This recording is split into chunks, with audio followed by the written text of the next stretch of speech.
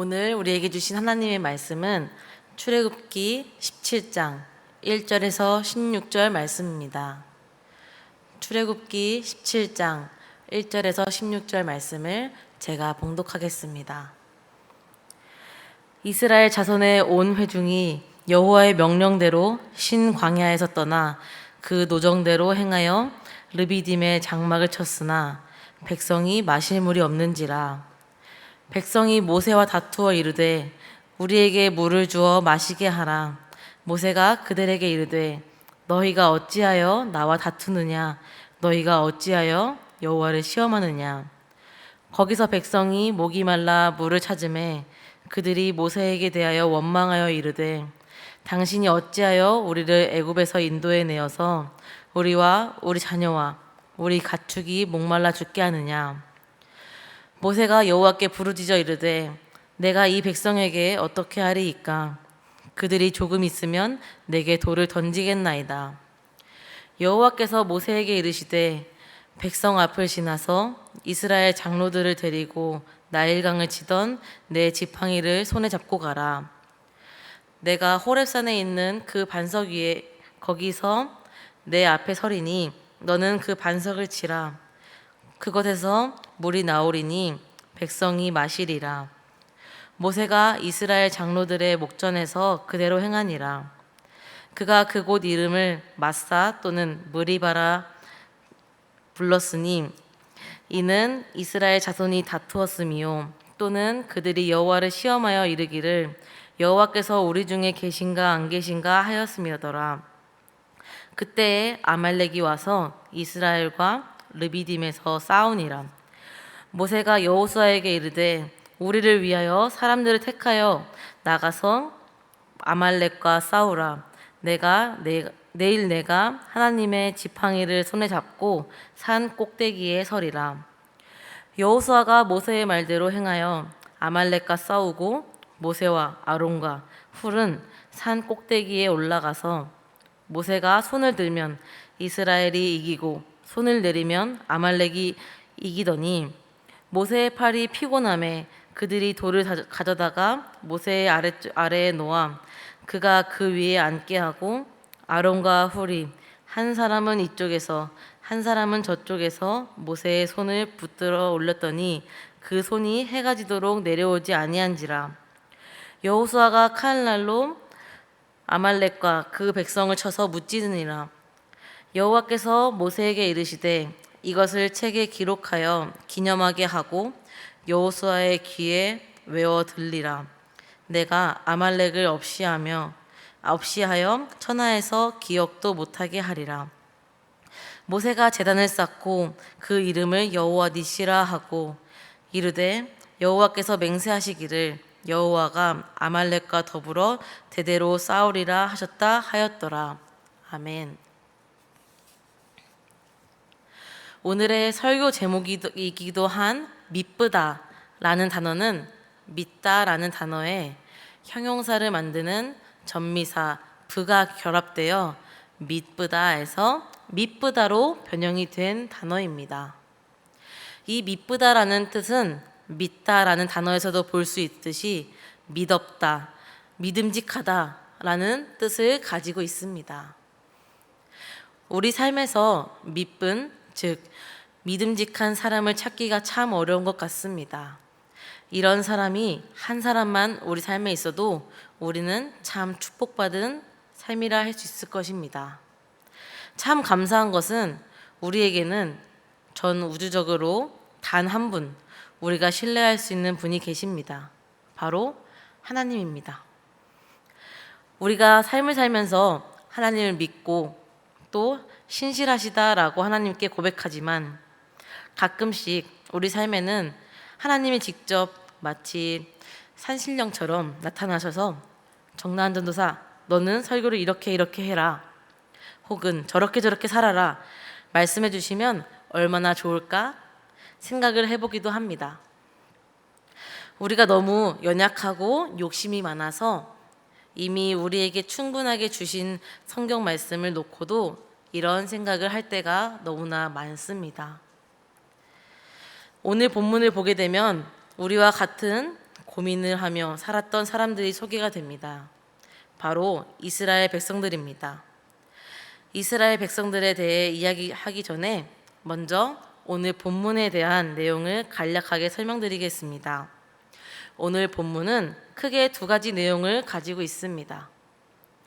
1절에서 7절까지의 말씀은 물이 없음을 백성이 불평하고 하나님께서 그들에게 물을 주신 내용입니다. 또 8절부터 16절까지의 말씀은 르비딤에서의 아말렉 족속과 전투에 대한 내용으로 전개가 됩니다. 먼저 앞부분에 대한 내용을 오늘 주제와 관련하여 살펴보도록 하겠습니다.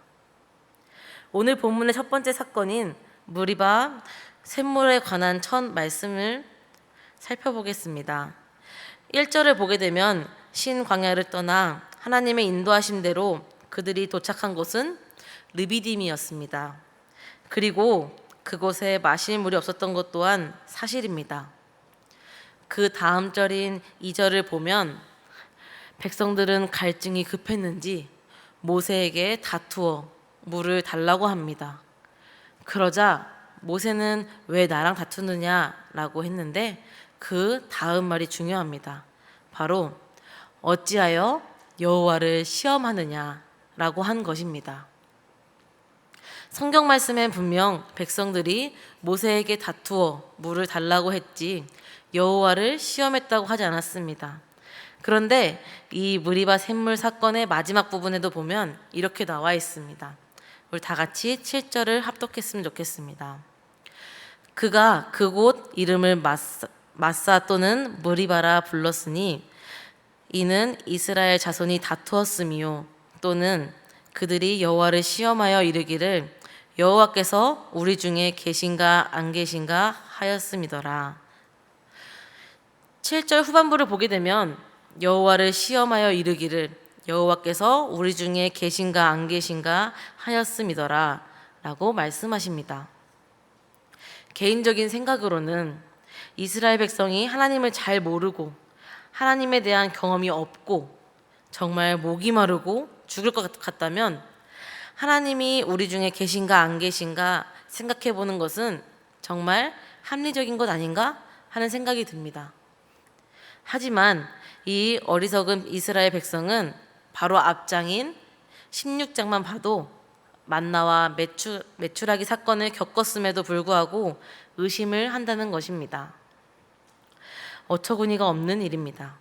그러니까 이 말은 이스라엘 백성들이 그 모든 하나님의 구원 사역과 기적에도 불구하고 목이 마르니까 하나님이 계시네 마네 하고 있는 상황인 것입니다. 이런 속 시끄러운 상황에 아말렉 족속이 이스라엘 백성을 공격하게 됩니다. 8절부터 마지막 절까지 아말렉 족속의 공격 가운데 하나님께서 도우심으로 싸움에서 이기게 됩니다. 한 가지 흥미로운 것은 이 이스라엘 백성은 처음 전투를 겪게 됩니다. 그들을 쫓던 애굽 군대도 하나님께서 싸워 이기셨고 심지어 이스라엘 백성이 출전한 지금의 싸움에서도 여호와 하나님께서 그들을 승리로 이끄셨습니다. 그래서 여호와 니시라는 제단이 만들어졌고 그들도 하나님께서 승리하셨다는 것을 인정하게 됩니다.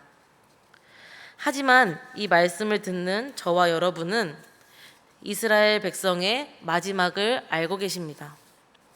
결국 하나님을 의지하지 않고 미쁘신 하나님을 저버리고 포로로 잡혀가게 되면서 그들은 하나님께 벌을 받게 됩니다. 제가 나누고 있는 이 설교는 여러분께서 한 번만 들으셨을 설교는 아닐 것입니다. 신실하신 또 미쁘신 하나님께 우리의 온전한 믿음을 내어드리고 우리 삶의 주인으로 모시며 삶을 살아가는 삶이 쉬웠다면 이스라엘 백성도 애초에 한 번의 실수로 그들이 하나님을 실망시키거나 하나님 뜻에 반하는 삶을 더 이상 살지 않았을 것입니다. 오늘의 말씀이 우리에게 주는 교훈은 명확합니다. 믿음직한, 믿을 만한 우리의 모든 믿음을 내어드릴 수 있는 오직 한 분, 하나님께 우리의 믿음과 삶을 온전하게 내어드리는 것, 그 이상 그 이하도 아닙니다. 그러나 제가 조금 전에 표현했던 것처럼 어리석은 이스라엘 백성처럼 우리도 참 어리석어서 정작 시련과 고난 가운데 있을 때는 하나님을 찾지 않고 하나님께 의지하기보다는 다른 세상에 헛된 소망의 기대를 걸며 살 때가 참 많습니다. 그렇게 살았던 이스라엘 백성의 결과가 어떠한지는 더 이상 제가 말씀드리지 않아도 알 것입니다. 새벽 기도 가운데 정말 간절한 소망을 가지고 우리가 기도하고 바라야 할 것은 이것입니다. 주님, 어리석은 저를 용서하시고 주님만 믿고 의지할 수 있도록 우리를 끝까지 붙들어 주시옵소서 기도하는 것입니다. 우리의 삶에는 여러 문제들이 있습니다. 결혼, 직장, 가정, 신앙생활, 경제생활, 인간관계 등등 이 많은 문제와 어려움이 우리가 하나님을 믿지 못하게 하고 있습니다. 심지어 이스라엘 백성은 생명의 기로에 놓이기도 했습니다. 우리는 이스라엘 백성처럼 물이 없을 때 물이 없음을 바로 직시하지 못하고 하나님께 나아가기보다는 하나님을 의심하는 삶을 살았습니다. 물이 없는데 왜 하나님 탓입니까? 적이 쳐들어오는데 왜 하나님 탓입니까? 구원을 바랬던 이스라엘 백성에게 물이 없음 결과가 아니라 과정이었습니다. 아말렉 족속이 쳐들어온 것은 그들의 삶의 끝이 아니라 구원받은 삶의 과정이었습니다. 우리는 하나님의 역사를 보는 눈이 너무 작고 좁아서 우리가 겪는 이 고난과 어려움이 구원받는 삶의 과정이 아니라 끝으로 보일 때가 너무나도 많습니다. 충분히 그럴 수 있습니다. 우리는 인간이기에 지금 맞이하고 있는 이 현재의 시간이 우리의 끝이기 때문입니다. 그러나 하나님의 시각은 그렇지 않습니다. 우리의 구원을 끝까지 이루실 하나님을, 믿으신 하나님을 우리가 의지하고 신뢰할 때 하나님은 우리에게 그 구원의 사랑과 은혜를 끝까지 베풀어 주실 것입니다. 새로운 한 주도 우리 삶의 현재가 고난이 끝이라고 생각하지 마시고 하나님께 모든 문제를 내려놓고 의지하며 살아갈 수 있는, 그리고 그 가운데 승리를 주실 하나님을 기대하고 감사하며 나아갈 수 있는 저와 여러분 될 수 있기를 간절히 소망합니다. 함께 기도하겠습니다. 믿으신 하나님, 우리를 끝까지 포기하지 않으시고 사랑의 음성으로 우리를 부르셔서 감사합니다. 때때로 삶의 고난 가운데 눈이 가려져 하나님의 구원을 바라보지 못할 때가 많이 있습니다. 오늘 말씀을 통하여 우리가 살아가게 될 새로운 삶 가운데 온전히 주님을 믿으며 나아갈 수 있도록 우리의 마음을 붙들어 주시고 인도하여 주세요. 어려운 상황 가운데 있는 우리의 몸과 마음을 주님께서 지키실 줄 믿으며 길과 진리이신 예수님의 이름으로 기도드립니다. 아멘.